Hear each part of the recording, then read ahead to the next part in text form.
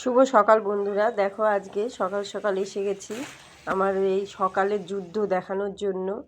এই যে উনানটা লেপে নিয়েছিলাম, তারপরে এই যে পেঁয়াজ কলি আলু ভাজাটা বসিয়ে দিয়েছি। এই দেখো উনানে ভাতও বসিয়ে দিয়েছি।